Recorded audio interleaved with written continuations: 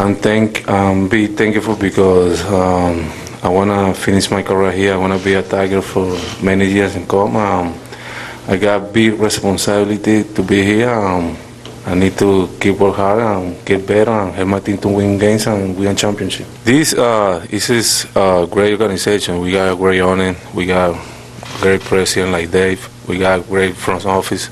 They make you feel comfortable here. They make you feel like this is your house. This is the place you wanna be. I got my house in Detroit too. We got the great fans in Detroit.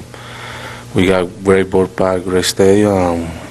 I love to play in Detroit. I want to be part of Detroit family for a long time. When we talk inside the clubhouse, when I talk to Orlando and the other players, we always saying the same thing. We want to win a World Series from Detroit. That's our goal. We're going to make it happen, and we're going to work for that.